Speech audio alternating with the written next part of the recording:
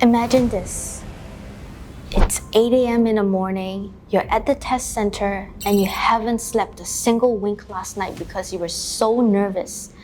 And the examiner asks you this: how do you think transportation can be improved in the rural areas? You panic. You've never really studied this subject before, let alone even thought about it. So what do? Well, for me, with tired eyes and a foggy mind, I gave this answer. Well, that's an interesting question. To be honest, I've never really thought much about it before, but if I had to guess, I would say that the main issue to solve would be accessibility, and that would start with increasing the frequency of train and bus stops. For instance, instead of having a bus or train come every hour, have them come every 30 minutes. I believe that will also benefit businesses as they can get resources such as produce quicker, which would make their businesses run more efficiently. Now, that was a real question and a real answer I gave in the IELTS speaking test, and I got a band 8. Today, I'm going to teach you how to approach unfamiliar topics in the part 3 of the speaking test, the most challenging section of all. It's the final boss of the test for a reason.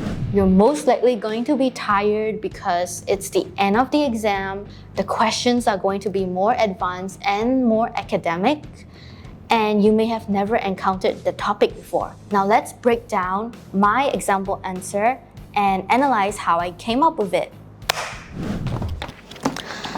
So, firstly, I bought myself time with a filler phrase so I can rack my brain for an idea.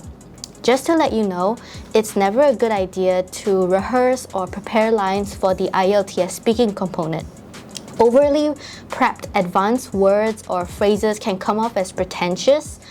However, there's no harm in having filler words or phrases on hand to help you stall for a minute or two. You can say things like, that's a thought-provoking question. Or, oh, that's a good question. Next, I said something that eradicated me from serious responsibilities, like, to be honest, I've never really thought about this before. You can also use other phrases like, although I'm not an expert in this field, or while I don't have any experience on this subject. This is typically for your own peace of mind. You don't really need these phrases. Remember, this is not a knowledge test. The examiner is not looking for actual evidence. They're just testing your ability to speak fluently and engage in conversation. The trick here is to show logical reasoning, which I've demonstrated here. So I first started with a general problem commonly associated with the topic at hand and followed it up with a more specific solution.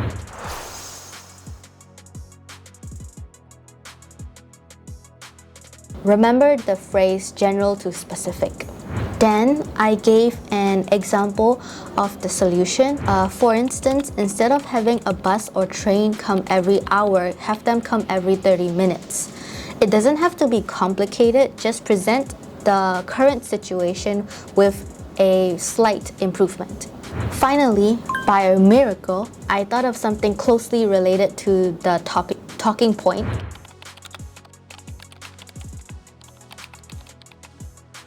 By doing so, I show the impacts of the solution I suggested and demonstrate a wider range of understanding.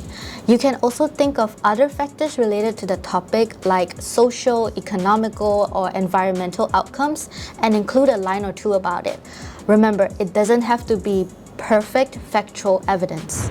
Hope you guys learned a thing or two here and that this was helpful to you all. Like, subscribe, and follow for more. Goodbye for now.